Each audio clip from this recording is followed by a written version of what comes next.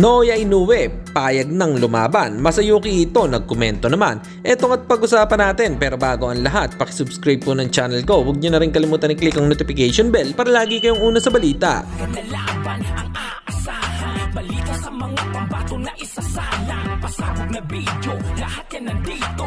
Minyo Cruz TV ang iyong paborito. Pag-usapan nga po natin mga kaboxing, WBC World Bantamweight Champion Junto Nakatani.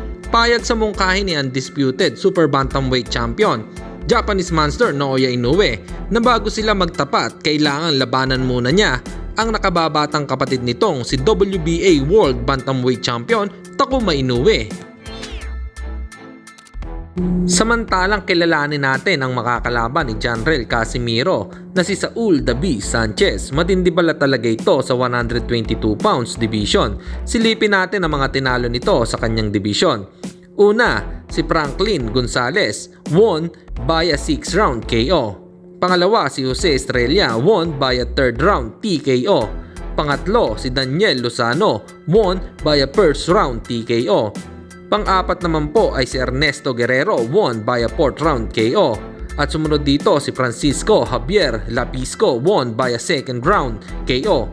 Mukhang serious threat ito para sa ating kababayan. Pero ang tanong kung kaya ba niyang gawin sa ating pambato. At sa kabilang balita naman tayo mga kaboxing, ayon naman po sa Japanese promoter ni Janrell Cuadrolas Casimiro na si Mr. Masayuki Ito, ay sinabi niya na talagang may talent daw si Casimiro. Pinapanood daw niyang mag-practice at mayroon siyang bagay na wala sa iba. Ang ganda din daw talaga ng timing ni Casimiro kapag daw nag-concentrate at ginawa ang lahat ng kanyang lakas ay hindi daw kapani-paniwala. Para po sa inyo mga kaboxing, ano po ang opinion nyo rito? Comment lang kayo sa ibaba. Hanggang dito na lang muna ang ating balita. Dito na lang ang aking boxing news report. Babu!